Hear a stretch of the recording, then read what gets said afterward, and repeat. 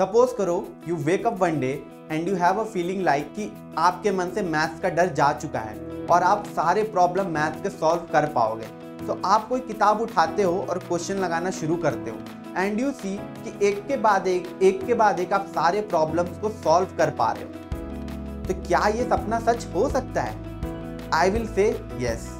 मैं अपने personal experience से पिछले 8 साल जो मैंने मैथमेटिक्स पढ़ी है और पढ़ाई है उससे आई विल टेल यू कि क्या बेस्ट तरीका हो सकता है मैथ्स को समझने का, करने का, जिसमें मैं खुद भी बहुत सालों तक गलती कर रहा था but then finally I got the right approach. तो शुरू करते हैं। तो चलिए पहले समझते हैं कि सारे इंडिविजुअल मैथ को पढ़ते किस तरीके से हैं। तो आई विल से कि maximum number of the student maths को पैसिव लर्निंग के वे में पढ़ते हैं। तो पहले समझ लेते हैं पैसिव लर्निंग होती क्या है। तो बच्चों पैसिव लर्निंग उसको बोलते हैं जब आप ज्यादा से ज्यादा कॉन्सेप्ट और थ्योरी के पीछे भाग रहे हो। जैसे कि फर्स्ट देखो वॉचिंग लेक्चर्स, मतलब आप या तो यूट्यूब पे या फिर किसी प्लेटफॉर्म पे खाली वीडियोस देख रहे हो, ठीक है। नेक्स्ट है सीइंग डेमोन्स्ट्रेशन, माने कि किसी एक प्रॉपर एजुकेटर को या ट्यूटर को आप कोई अच्छे लेवल का क्वेश्चन सॉल्व करते हुए देख रहे हो। नेक्स्ट है मेकिंग नोट्स बनाए जा रहे हो, माने कि अगर मैं बोलूं कि अगर कोई बच्चा 8 घंटे पढ़ रहा है तो 6 घंटे वो सिर्फ लेक्चर देख रहा है, नोट्स बना रहा है और फिर बाद में थोड़ा फुलफिल्ड भी फील कर रहा है कि आज मैंने 8 घंटे पढ़ाई की। पर बच्चों आपको पता है कि आप कॉम्पिटिटिव एग्जाम की तैयारी कर रहे हो प्लस मैथ्स पढ़ रहे हो, तो मैथ्स पढ़ने का ये तरीका बिल्कुल गलत है क्योंकि मैथ्स आपसे मांगता है ज्यादा से ज्यादा प्रैक्टिस, ठीक है। तो आपको फॉलो करनी पड़ेगी एक्टिव लर्निंग। तो देखो एक्टिव लर्निंग क्या है कि पहले तो आपको करना है डिस्कशन में खुद को इंगेज, माने कि आपके जो भी ग्रुप है, दोस्त हैं, मित्र हैं, उनसे आप किसी टॉपिक को डिस्कस करो। जैसे कि फॉर एग्जांपल मान लो डिफरेंशिएशन चल रहा है तो डिफरेंशिएशन के बारे में डिस्कस करो। तो इससे क्या होगा कि आप जो जानते हो वो उनको बताओगे प्लस वो जो जानते हैं वो आपको बताएंगे। तो सारे ही ग्रुप का लेवल जो है नॉलेज के बेस में इंक्रीज होगा। नेक्स्ट है क्वेश्चन प्रैक्टिस करना।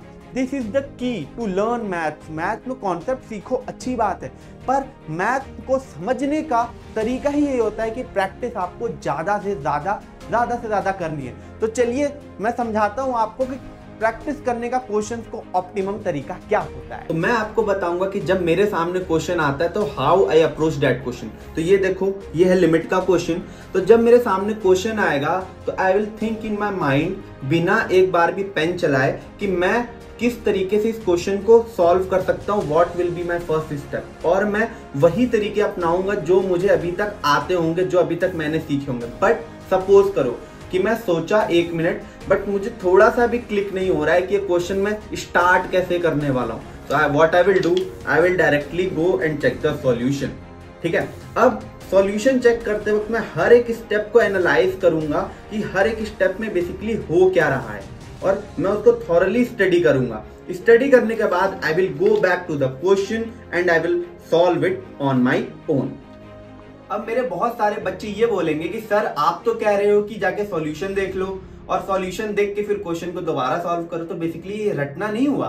तो देखो सॉल्यूशन देखने को मैं इसलिए कह रहा हूं ताकि आप ये समझ सको कि लॉजिक क्या लग रहा है। रटने को नहीं कहा जा रहा है, कहा जा रहा है कि अंडरस्टैंड कर पाओ कि हो क्या रहा है क्वेश्चन में। तो जब आप ये समझ पाओगे कि ये वाला क्वेश्चन किस अप्रोच से सॉल्व हो रहा है, तो अगर वैसा मिलता जुलता क्वेश्चन या हल्का सा वेरीड क्वेश्चन भी आएगा तो आप वो क्वेश्चन लगा पाओगे।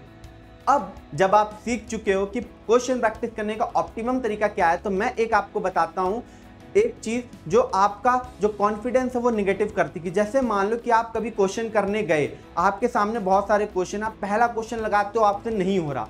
मैथ्स में 90% ऑफ द टाइम यही होता है, क्वेश्चन नहीं हो रहा पहला, तो आप क्या करते हो, हार मान के बुक को बंद कर देते हो कि हट मैं नहीं कर रहा।